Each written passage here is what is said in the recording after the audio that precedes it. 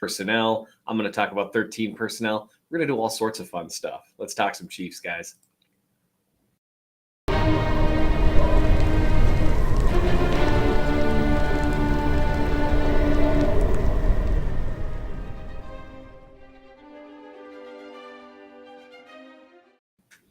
Welcome to the Chief of the North on RGR Football. I'm Seth Kaiser, the Chief of the North. As you can probably tell from my voice, I'm a little wore down today. The day job is doing its best to kill me, so I'll make a deal with all of you. If you guys figure out a way to add another like 5 to 10,000 subscribers to the Chief of the North newsletter, I'm going to quit the day job tomorrow. As we do every Thursday, we try to talk about all things Chiefs. I appreciate you guys as ever. Spending a little time with me. Today, we're going to talk about a couple things. The first thing is going to be a recent article I wrote on the Chief of North newsletter talking about how the Chiefs weaponized 13 personnel last year and why I think we're going to see a little more of it. I'm going to do that briefly because if I talk about that, we would be here all day with how much I want to talk about it. But the article is available on the Chief of the North newsletter that you can check it out there. We're going to talk about that, and then I'm going to take your mailbag questions. We're going to try to get in and out of here in a clean 15 minutes. That probably won't happen, but you know what? A man can dream. So first things first, a little bit of a procedural type stuff. You guys just keep in mind that every week I ask for mailbag questions. You can put them in the comments below with question marks in front of them. Those ones will get priority. I'll answer those first. And then usually on Wednesdays, sometimes Thursday mornings, I'll tweet out asking for mailbag questions and I'll answer them here. Also, procedural things, administrative, procedural, it's hard to say. You make sure to hit like, subscribe, support the good people on this channel and me. I don't include myself in the good people, but you know, then again, I'm a Baptist, so I'm not allowed to refer to myself as a good person. That joke landed with like 10% of you. Then you thought that was hilarious. The rest of you were like, what? Anyway, so let's talk about some mailbag questions right in a second. First, I want to talk about 13 personnel. I wrote about this and how Kansas City weaponized it in 2022 on the Chief of the North newsletter.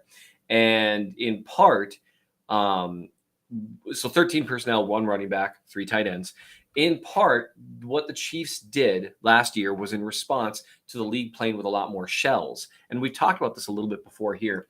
In 2022, 38.5% of the Chiefs snaps were in 12 or 13 personnel. 10% of the time it was 13 personnel, double what they did in 2021.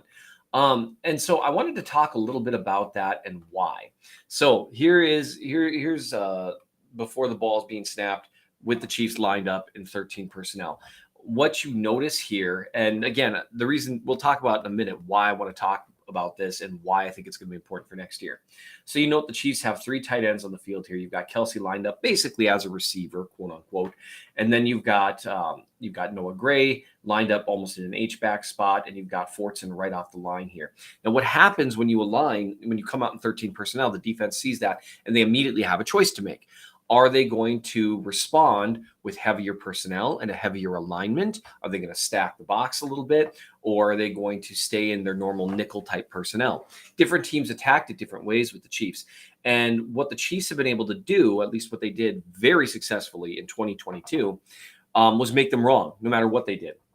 What the Bengals did here is they essentially played what I guess I would call heavy. You've got 5 defensive linemen, even though these 2 guys are playing with their hands in the air. They are defensive ends.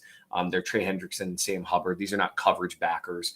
They have 2 linebackers on the field that they've got in the box, and then they rotated a safety into the box at the snap. And so what do the Chiefs do when that happened? They snap the ball. And of course they snap the ball, Seth. Great analysis. When they snap the ball, what you can see here is that the Chiefs, they've got a play action pass here, or play action pass, or play action run that turns into a pass. You can tell it's been a bad day.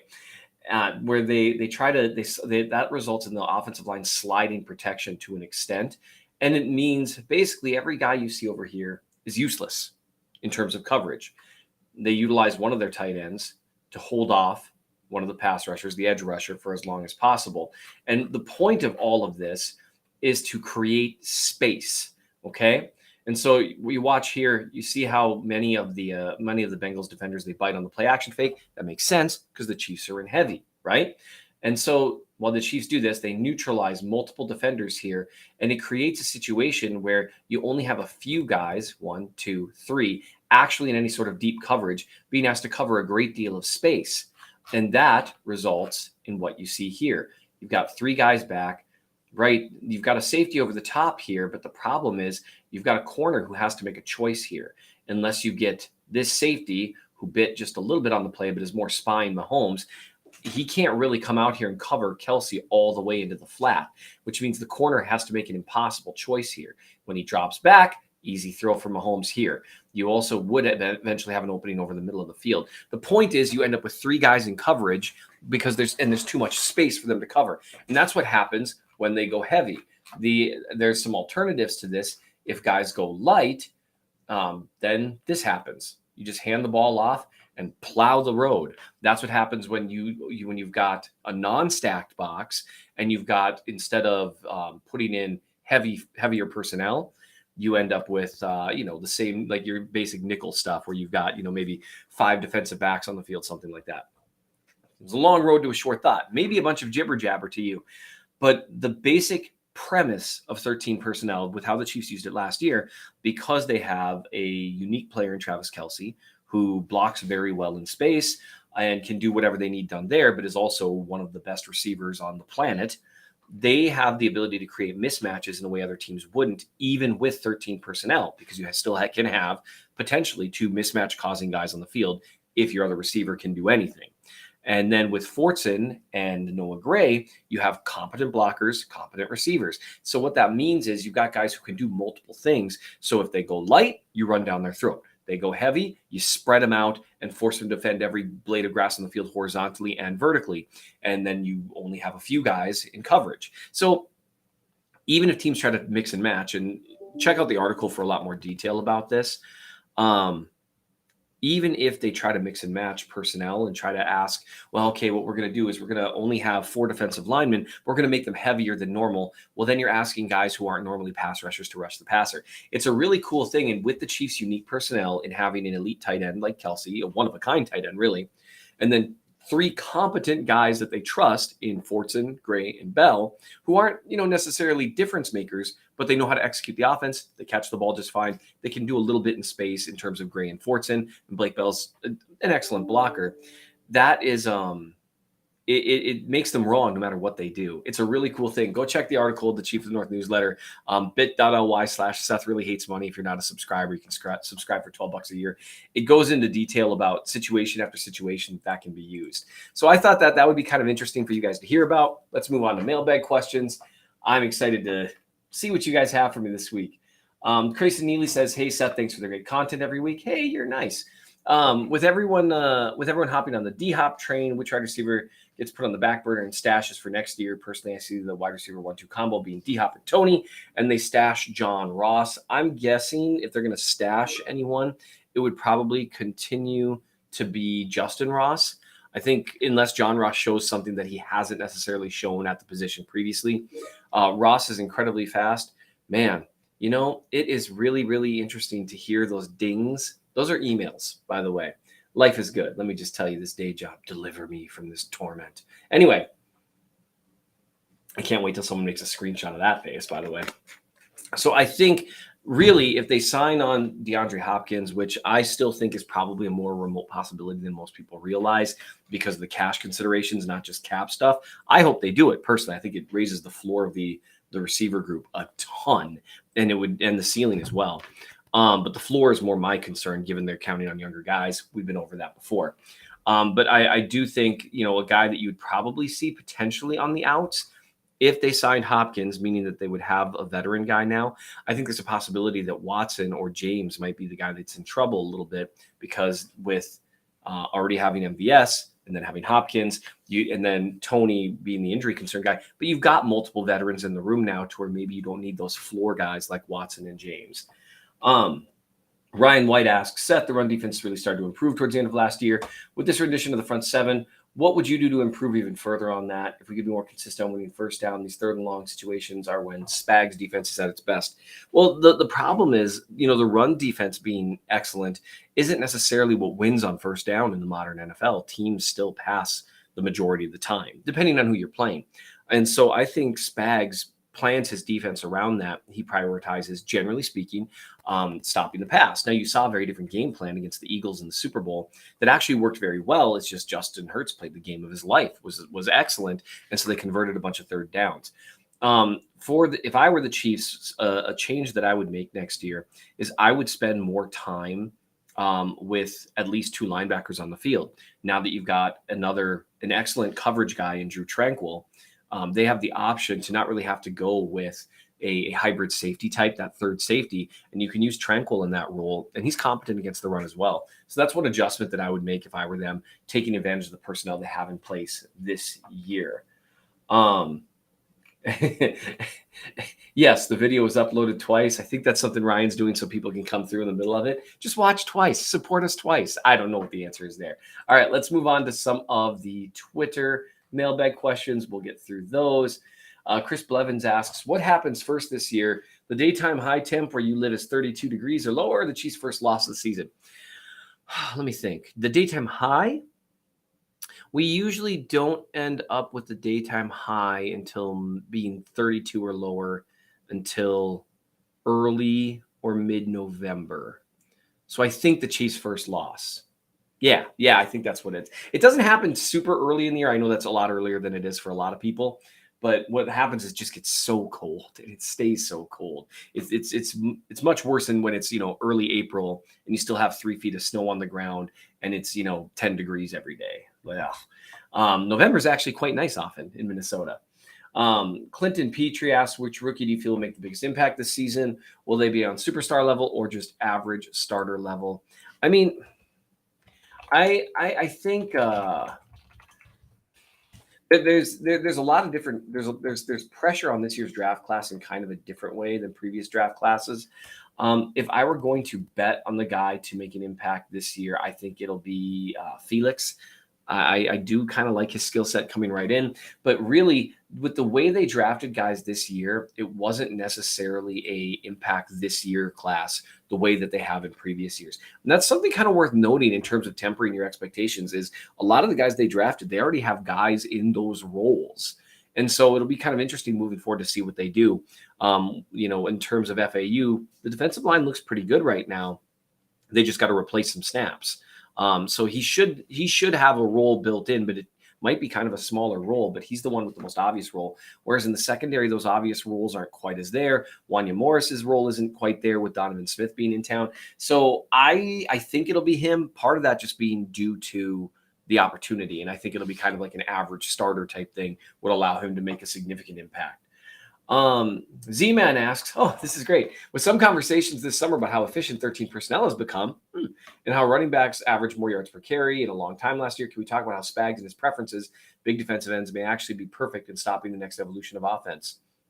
I think you said it well, actually. I don't know if I really have much to expand on there. His preference for defensive ends, those bigger guys who are competent against the run and can hold up well, setting the edge, and really move the needle there, and then are more of pocket crushers than winning around the edge type guys.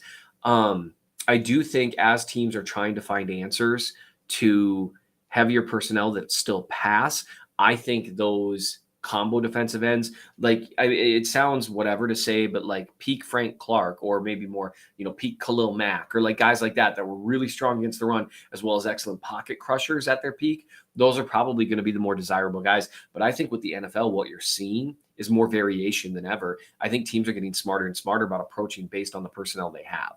And so I don't think you're going to see a one size fits all thing. And you really do need defenses that can adapt week in and week out to the different things that different teams are doing. Chillin' Chief asks, what numbers do you think Chris Jones and the Chiefs finally land on for an extension? I think it'll just be a little bit more than whatever Quinnen Williams gets. And I think I would be shocked if they didn't get it done before, maybe not before training camp, but, early in training camp or maybe even midway through. I'd be shocked if they didn't get it done. He's one of their guys. Adam Cole asks, would you rather fight an alligator in water or a bear while in a tree? I think either way, I'm pretty dead, but I think it would be a little less scary fighting a bear in a tree. I have a fear of standing water. I don't really like it. So yeah, I'm going to go with the bear in a tree. Salvatore Montalbano, I'm sorry, says Mahomes has retweeted you before. Do you think players and staff read your stuff, and does it influence what you say? I'll I've been told that some do. I've been told that a fair number of people in the building know who I am. But I mean, you got to understand, I'm such small potatoes that knowing who I am compared to knowing who, various national guys are and stuff, like it just doesn't matter to them that much what I think, because they know what I know, and what I know isn't as much as they know. And they know that. Yeah, I know that they know that I know. Yeah, that made sense. And it affects what I say, but maybe not in the way that you might have meant. I'm always going to try to be honest with what I see on film.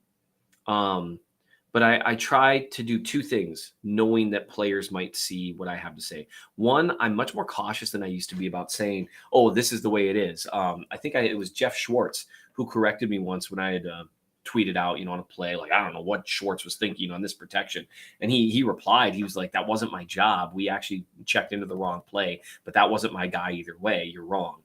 And so, and he was nice enough to explain to me. I said, "Hey, I'm willing to learn. Tell me." And then he walked me through it. And I've had players that are willing to do that. I've had players DM me. It's almost never when you said good things. Sometimes it is. I've a few times, "Hey, thanks for the article," whatever. But I've a few times, it's usually if it's something critical, where someone will DM me and say, "Hey, just so you know, that wasn't my assignment." And I'm just like, "Oh, off the record, can you talk about that a little more?" And sometimes they will, sometimes they won't. So I think I have a better understanding of how little I or anyone who's outside the room understands. And so, yeah, I've become more generalized with my analysis, just basically saying, "Hey, this is what I can track. This is what I can know I think I'm seeing." But I'm always trying to couch that with an understanding that it's not a sure thing. This is not exactly, it's not going to be an exact science when you're from the outside looking in. And the other thing is an understanding that these are people, these are human beings. And I once, and this was years ago, when I'd written an article that I thought was pretty funny, really bashing a player, I had a family member reach out and was very upset with me. And that just, it made me realize, like, you know what? That's not really an okay way to talk about someone.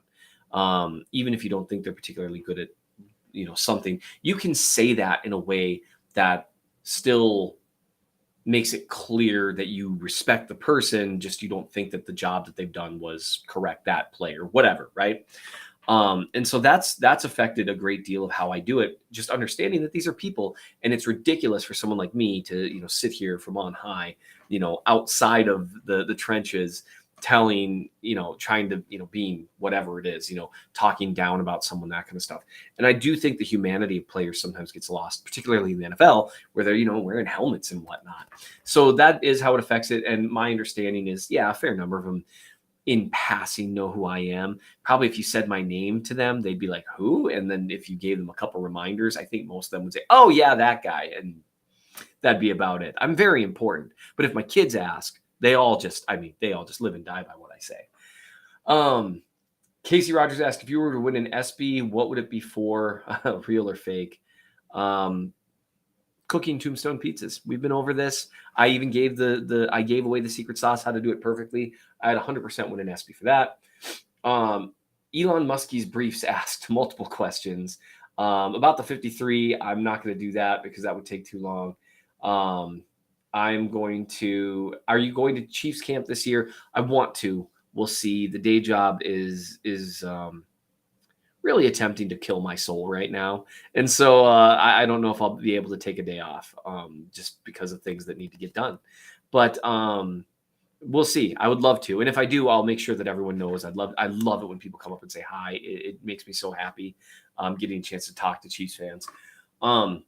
He also asked, what's the priority signing after Chris Jones' extension? I think the next priority would be, like, as in terms of this offseason, would be like a Carlos Dunlap, bring him back on another mercenary contract. I think that would be a good idea. Mahomes 2X asks, has an athlete ever had as good a year as 2022 Mahomes? Yeah, but not many. I mean, and depending on how old you are, you might forget like early and late 90s Michael Jordan.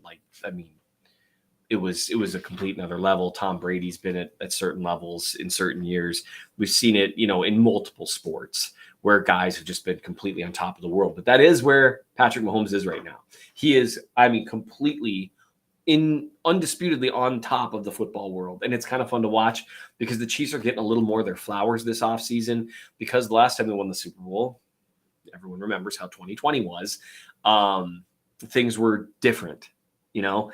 And so whereas this offseason, it's just been one thing after another, Chiefs and Mahomes. So that's been a lot of fun. The quarterbacks documentary, I do 2 episodes, and it's been awesome.